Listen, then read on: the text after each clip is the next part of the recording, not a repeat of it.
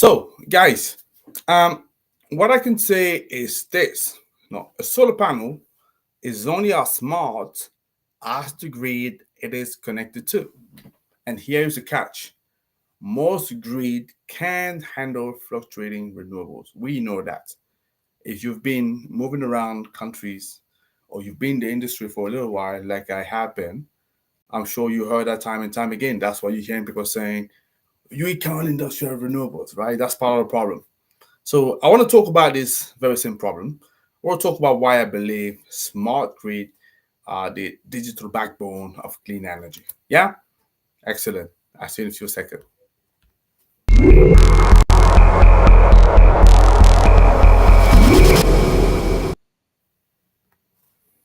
Hey you, how you doing? My name is Tony. I'm the founder and CEO of Renewables in Africa. What we do is very simple. We raise awareness about renewables and its sustainability. So if you're interested to expand into Africa, we are your eco bridge to this market. We can help with visibility, with lead, but also deals, right? Or if you're looking to decarbonize, we again are your eco bridge to sustainable pathway, and we can help with carbon footprint assessment and carbon reduction strategy. So reach out to me. More than happy to talk to you about that.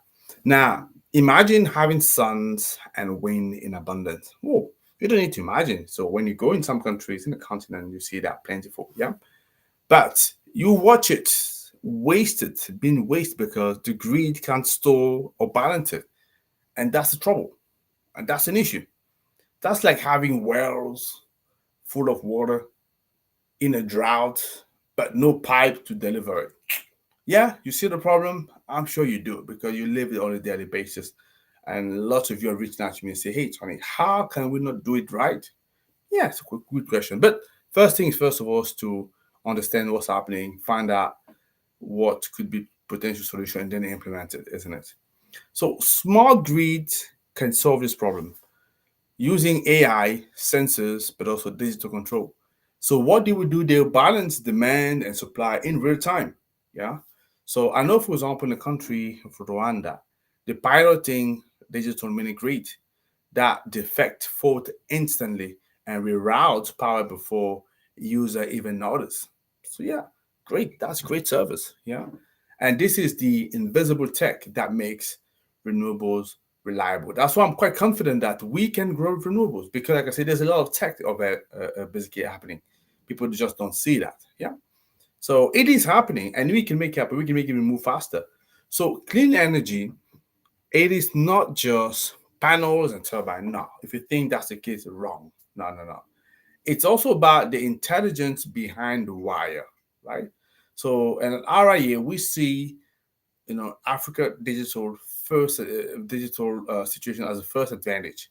Yeah, as they are key to leapfrogging. Why? Because anyway, we need to rebuild a system. What we have doesn't work, right? And we don't have the legacy infrastructure that makes it difficult for us, like for example in Europe or the rest of the Western world.